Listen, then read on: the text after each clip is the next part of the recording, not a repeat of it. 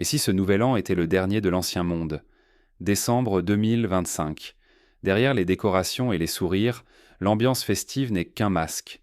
Les rues sont illuminées, les familles préparent leurs repas, tout semble redevenu normal. Mais cette joie de façade dissimule une tension sourde.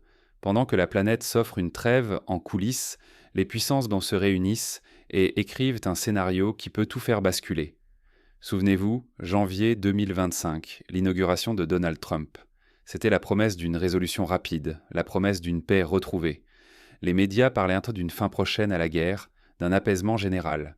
Mais 12 mois plus tard, ces espoirs se sont évaporés. Ce que nous avons vécu cette année, c'est le calme inquiétant avant la tempête. L'année s'achève sur une accalmie trompeuse, une sorte de silence tendu où chaque acteur retient son souffle. Les négociations en coulisses cachent en réalité des préparatifs pour une rupture historique. Les alliances traditionnelles vacillent, les anciens équilibres ne tiennent plus qu'à un fil invisible. La question n'était plus de savoir si le monde va changer, mais dans quel univers nous ouvrirons les yeux au 1er janvier 2026. Surviendrez-vous à cette bascule? Votre stabilité, vos économies, votre vie de famille, tout peut basculer d'un instant à l'autre. Ceux qui croient pouvoir continuer comme avant risquent de perdre toute préparation face à un bouleversement inévitable. Pour comprendre ce qui nous attend et ne pas être pris au dépourvu, il faut examiner sans complaisance le cadavre de 2025. Regardons les faits un à un. La nouvelle année approche, mais pour savoir comment elle pourrait déraper, il faut d'abord revenir sur les événements clés et les choix secrets qui ont façonné 2025. La stabilité que vous percevez aujourd'hui n'était qu'une illusion. La vraie tempête approche et personne n'y sera préparé. En cette fin de l'année 2025, le monde semble suspendu dans un équilibre aussi fragile qu'artificiel. Washington, Bruxelles et Moscou jouent à un jeu d'équilibristes, où chaque geste, chaque mot risque de faire basculer l'édifice entier. Derrière les discours rassurants et les promesses de retour à la normale, la réalité géopolitique et économique se tend.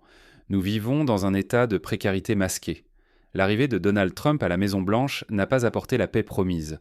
Au contraire, il s'est révélé être un stratège impitoyable, utilisant chaque crise comme une négociation froide, calculée, où la compassion n'a pas sa place. Sa politique n'est ni celle d'un pacificateur, ni celle d'un isolationniste, mais celle d'un homme d'affaires prêt à tout pour atteindre ses buts. Pendant que l'aide militaire à l'Ukraine est gelée, les sanctions occidentales contre la Russie n'ont jamais été aussi inefficaces. Des flottes entières de tankers opèrent désormais dans l'ombre, contournant les interdictions, tandis que l'OTAN paraît paralysée, incapable de prendre des décisions claires ou d'agir avec force. Les dirigeants européens, eux, improvisent, tentant désespérément de tenir une unité qui vacille chaque jour davantage. Mais c'est l'épuisement total qui menace le plus. Les ressources humaines sont à bout, les économies exsangues, les sociétés épuisées moralement par des années de tensions, de guerres par procuration et de chocs énergétiques. La Russie, l'Europe, l'Ukraine, tous ont atteint ou dépassé les limites de ce que leurs systèmes peuvent encaisser. Plus rien ne tient que par l'inertie. Face à cette usure généralisée, prolonger le statu quo n'est tout simplement plus une option. Le modèle actuel ne peut survivre en 2026. C'est une équation où chaque variable est maintenant négative. Croire qu'un simple report ou une nouvelle pause suffira serait une dangereuse illusion, ouvrant la voie à une perte totale de contrôle sur les événements à venir. Cet équilibre instable annonce un point de rupture imminent. Les choix que feront les puissances dans les prochaines semaines détermineront le futur de millions de personnes. 3 scénarios se dessinent déjà pour 2026. Chacun porte en lui une transformation radicale du monde que nous connaissons. Découvrons-les un par un et voyons ce que chacun implique réellement. 3 chemins et chacun mène à une crise profonde. L'année 2026 ne sera pas une transition douce, mais un croisement brutal où chaque option porte sa propre part de danger et de sacrifice. Voici les 3 scénarios qui s'imposent aujourd'hui sur la table des décideurs, bien loin des discours rassurants et des promesses creuses. Premier scénario, la nouvelle Yalta. Ici, le conflit ne s'achève pas. Il se fige comme une blessure mal refermée. Les grandes puissances négocient un gel des hostilités sans réelle paix. L'Europe, trahie par ses alliés, doit accepter un statu quo humiliant. La Russie, elle, croit avoir sauvé l'essentiel, mais découvre rapidement qu'elle n'est plus qu'un immense réservoir de matières premières au service de la Chine. L'économie russe se transforme en simple appendice, ses marges de manœuvre s'effondrent, tandis que Pékin dicte ses conditions. Quant à l'Europe, elle perd tout espoir de retrouver son autonomie stratégique et financière. Les illusions d'une sécurité collective volent en éclats. La défiance devient la nouvelle norme. Deuxième scénario, l'escalade totale. Ici, la logique de l'affrontement prend le dessus. Les lignes de front s'étendent, les armes conventionnelles ne suffisent donc plus. Une guerre régionale s'enflamme et dévore les frontières, entraînant une mobilisation générale, la militarisation de l'économie et la peur au quotidien. Mais surtout, le tabou du nucléaire tactique finit par sauter. L'usage limité mais réel de ces armes fait basculer le monde dans l'inconnu. Aucun vainqueur. L'Europe devient un champ de bataille potentiel, la Russie s'épuise dans une course à l'abîme, tandis que la stabilité mondiale s'effondre sous le choc et la panique des marchés. Les conséquences humanitaires et économiques seraient incalculables, redéfinissant pour des décennies notre rapport à la sécurité et à la liberté. Troisième scénario, l'effondrement interne. Cette fois, ce ne sont plus les chars ni les missiles qui décident de l'avenir, mais les failles sociales, politiques et institutionnelles. En Russie, le pouvoir central vacille, submergé par la colère, la désillusion et la crise économique. L'Europe, dominée par les divisions et la récession, voit ses structures nationales s'effriter. Les États-Unis eux-mêmes ne sont pas à l'abri. Tensions sociales, polarisation et doutes sur leur place dans le monde ouvrent la porte à l'instabilité. Partout, les élites perdent le contrôle, la défiance envers les institutions explose, le chaos menace de se propager. Dans ces trois scénarios, une constante. Ni l'Europe ni la Russie ne sortent en gagnante. Toutes les routes conduisent à la perte de souveraineté, à la dépendance accrue ou à la destruction pure et simple du tissu social et économique. La vraie partie, pourtant, se joue ailleurs.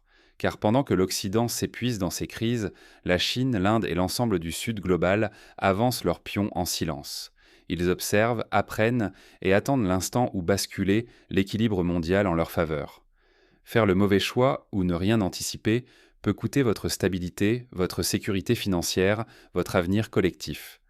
Rester spectateur, c'est consentir à la stagnation, à la dépendance ou à la ruine. Mais concrètement, que signifieraient ces scénarios pour votre vie, votre emploi, la sécurité de vos proches ? Regardons ensemble comment ces choix géopolitiques bouleverseront votre quotidien dès 2026. Ce qui se joue ici, c'est bien plus que de la géopolitique. C'est votre avenir, vos économies, votre sécurité qui basculent dans l'incertitude. Regardons d'abord le scénario de la nouvelle la nouvelle Yalta. La Russie, coupée durablement de la technologie occidentale, se retrouve dépendante de la Chine pour tout, composants, investissements, même pour écouler son énergie à prix cassé. Moscou, jadis puissance souveraine et redoutée, transforme peu à peu ses infrastructures et son système éducatif au rythme dicté par Pékin. L'Europe, face à cette Russie fragilisée mais imprévisible, accélère la militarisation de ses sociétés. Les budgets défense explosent, les libertés individuelles se réduisent sous prétexte d'un état d'urgence permanent, et l'économie s'oriente vers une logique de guerre froide, sacrifiant le bien-être pour la sécurité collective. Deuxième scénario, l'escalade totale. Ici, le risque nucléaire n'est plus un sujet tabou dans les coulisses du pouvoir. Chaque incident, chaque provocation peut se transformer en drame planétaire. L'ombre d'une guerre de haute intensité, avec recours à l'arme tactique, plane sur le continent européen. Cela signifie des destructions massives, des flux de réfugiés, une crise humanitaire inédite depuis la Seconde Guerre mondiale. Les grandes villes se préparent à des coupures d'énergie, les populations s'entassent dans les abris, tandis que les marchés mondiaux s'effondrent, provoquant un chômage de masse et des faillites en cascade. Troisième possibilité, l'effondrement interne. Ici, la géopolitique s'efface devant la désintégration des sociétés. La spirale de l'inflation, la rupture des chaînes logistiques, la défiance envers les élites et la montée de la criminalité acculent gouvernements et citoyens à se recentrer sur la survie locale. On assiste au retour des échanges de proximité, à la montée de régimes radicaux, parfois autoritaires, prêts à tout pour restaurer l'ordre. La mondialisation, telle que nous l'avons connue, s'effondre. Les alliances se fragmentent. L'emploi stable, la mobilité, la prévisibilité du quotidien deviennent des souvenirs. Dans tous ces scénarios, il y a pourtant des gagnants.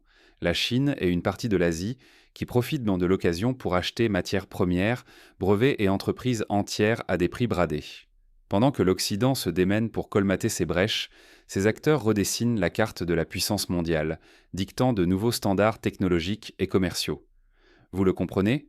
Votre pouvoir d'achat, votre emploi, votre sécurité individuelle et collective peuvent être anéantis en quelques semaines. L'illusion d'un retour à la normale est un piège dangereux. Seule l'anticipation, l'adaptation rapide et la résilience communautaire permettront de traverser cette ère de turbulence. Mais alors concrètement, comment se préparer à l'imprévisible? Dans le prochain chapitre, nous mettons à plat des stratégies d'adaptation pour protéger ce qui compte vraiment. Ne comptez ni sur Trump, ni sur l'Europe, ni sur la pitié de la Chine. Cette vérité peut déranger, mais elle sauve des vies. Personne ne viendra vous protéger. Vous êtes votre seul rempart et le temps n'est plus aux illusions. Dans ce monde qui bascule, votre priorité absolue doit être la préservation de vos ressources. Diversifiez votre épargne. Ne misez pas tout sur une seule devise, un seul secteur ou une seule promesse politique. L'argent liquide, quelques actifs tangibles et l'accès à des monnaies stables forment la première ligne de défense. Mais pensez aussi à votre capital santé. Une maladie chronique ou un accident non soigné, demain, peut tout ruiner.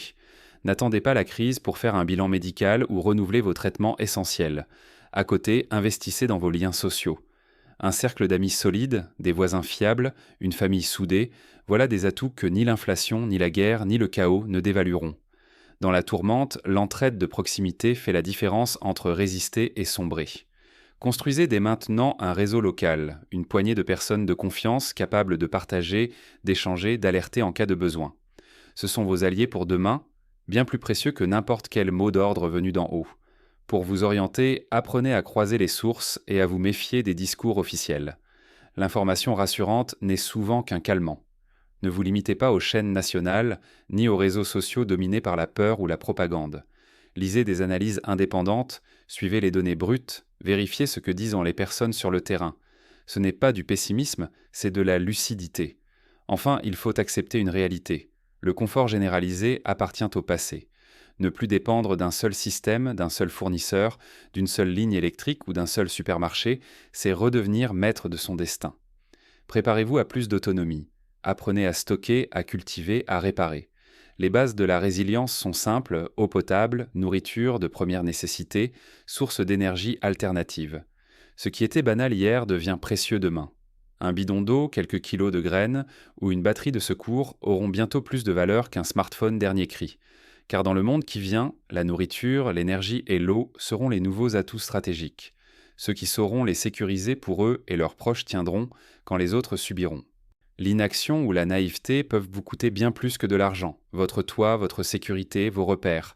C'est le moment où tout se joue. Il reste une décision à prendre et elle vous appartient. Mais pour choisir avec discernement, il faut comprendre comment nous en sommes arrivés là.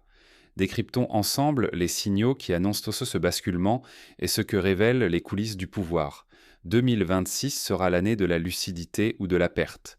Ce n'est plus une question de choix abstrait, c'est une question de survie. Pour vous, pour votre famille, pour tout un pays. Nous approchons du point de non-retour. L'avenir n'appartient plus à ceux qui espèrent que tout redeviendra comme avant. Face à la brutalité du monde qui vient, soit vous prenez les devants, soit vous serez broyé par l'histoire, sans recours ni avertissement supplémentaire. Fermer les yeux, ce serait abandonner votre sécurité financière, votre stabilité, et sacrifier le futur de vos proches. Espérer un miracle, c'est déjà se résigner. Ceux qui prétendent que la tempête va s'arrêter mentent ou se mentent à eux-mêmes.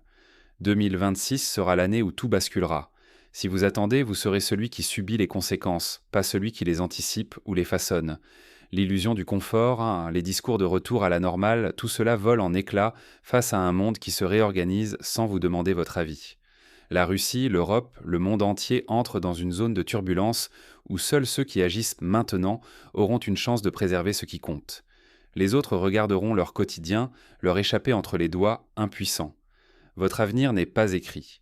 Mais chaque jour passé à ne rien faire augmente le risque d'être laissé pour compte, victime d'une histoire sans pitié.